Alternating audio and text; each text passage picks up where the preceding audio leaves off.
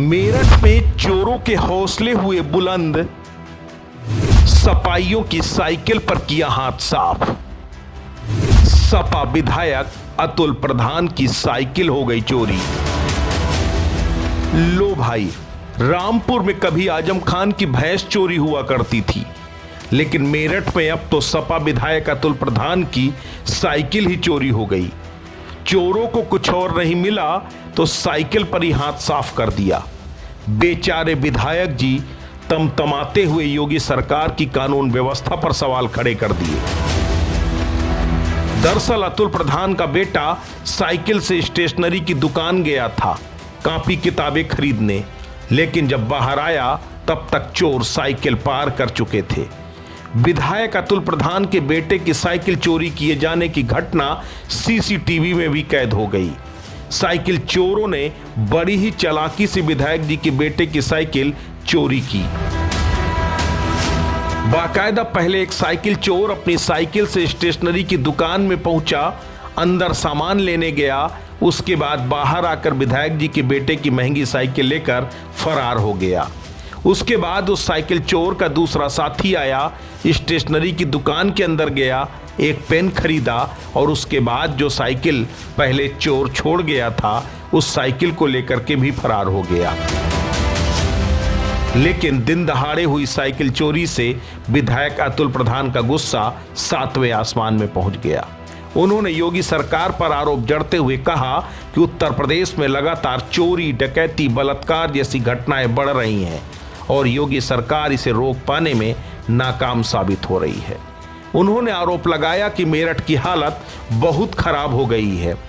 Police चोरी, डकैती जैसी वारदातों को भी एफआईआर दर्ज नहीं करती और अगर दर्ज भी करती है तो कई दिन लगा देती है।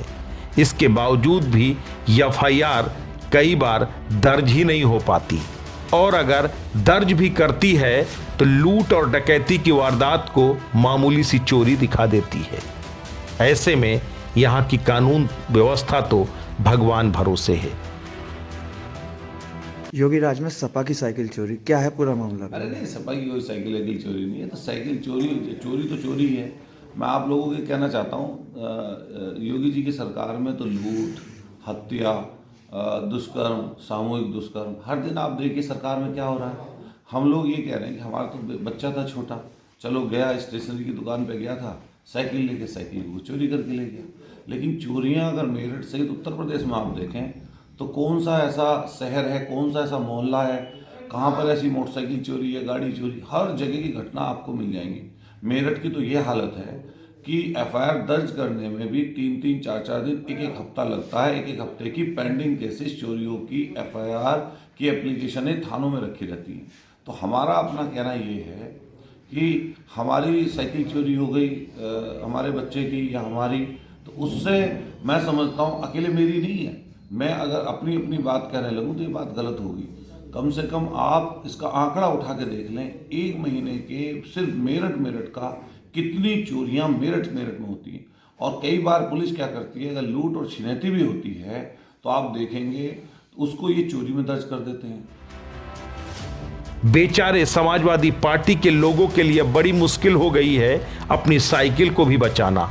फिलहाल पुलिस ने मामला दर्ज कर लिया है और विधायक जी के बेटे की साइकिल की तलाश जारी है। मेरठ से समाचार स्टेट के लिए मोना पांडे की रिपोर्ट।